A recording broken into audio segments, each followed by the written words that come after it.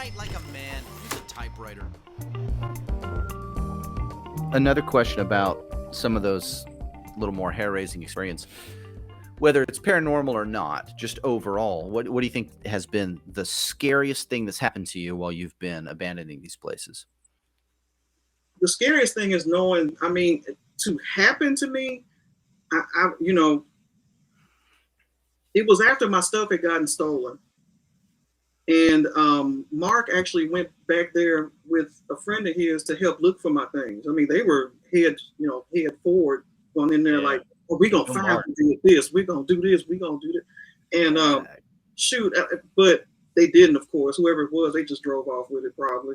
But the long story short is that knowing, because the friend knew at any time there could be at least 10 people in there with us, stealing copper, doing all types of stuff that we have no idea about. And that's true because we went into one floor of that tobacco building and somebody had a bag of, a backpack was on the floor. And of course we got nosy. It was like, why is this backpack just in the middle of the floor? Open it up and it's like wire, copper wrapped up.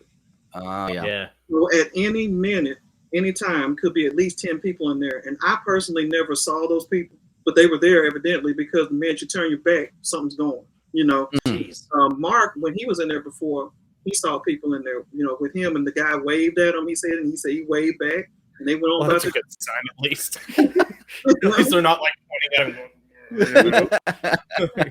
But I don't see anything exciting more than that. I mean, I've been rather blessed in doing that. I mean, because I haven't run into any dead bodies. I mean, people who have written me said that, up north, they run into quite a few dead bodies in doing this because, sadly, the homeless go in there and live and it's like 20 degrees outside and they don't wake back up, unfortunately.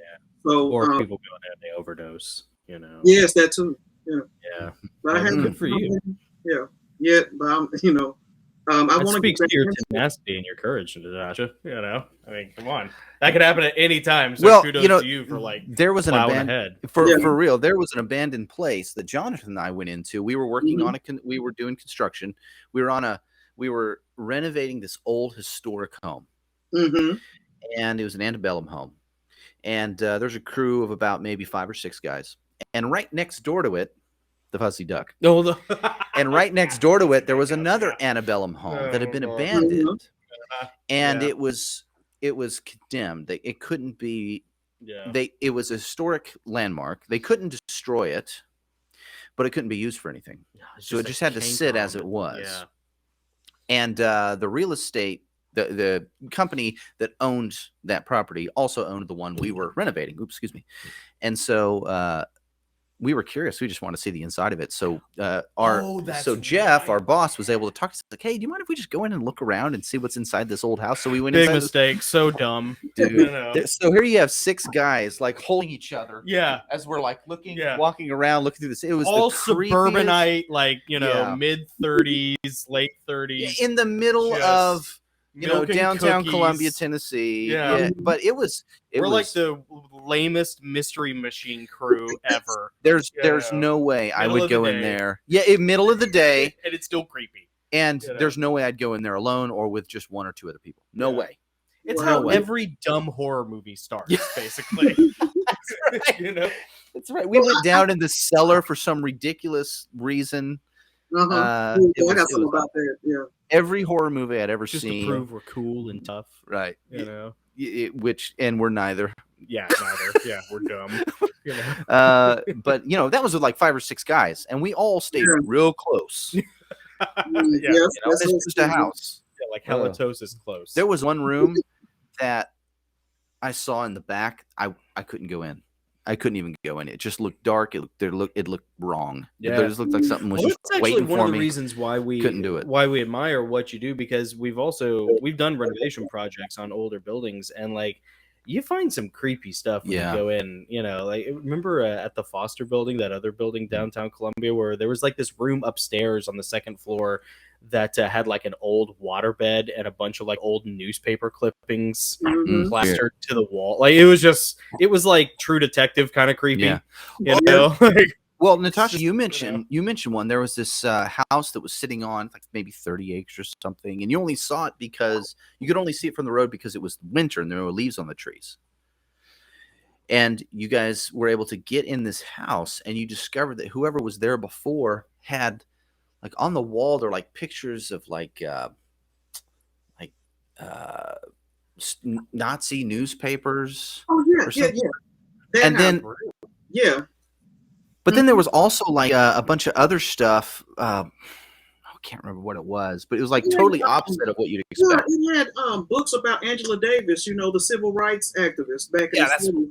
It had Nazi film, and I even took some of the strips of film home. Like I kept some of it to see what's on the film. Because I really wanted to know, because I was doing film photography at the time, so I had the scanners and all that. So I took some reels, some reels of film to see what was going on, and it was just people in a bar. I mean, it wasn't nothing exciting. Yeah. The Nazi propaganda was out there in the yard, and when you go in, there was piles of African American history. Really? I'm like, huh? What is going on? That's so weird. There is a story there. Mm-hmm. Definitely, there's like 2 different households or something like that going on there.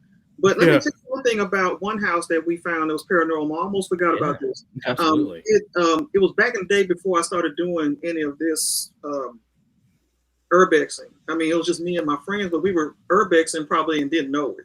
And my ex, who's the father of my 2 boys.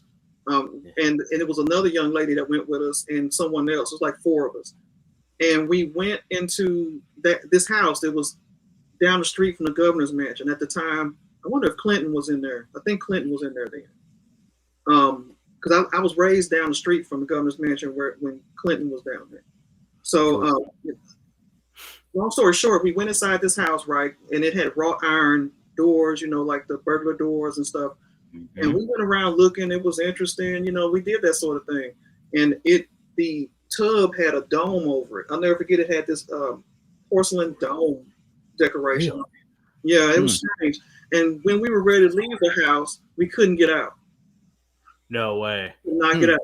We had to scream, and like somebody was passing by. We was like, "Please let us out! Please open the door!" Whoa, really?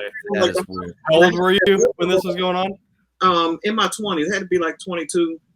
And how many of you were there? It was before my kids, so it was like 21. I had to be 21. Yeah. How many of you were there in this? It was 4.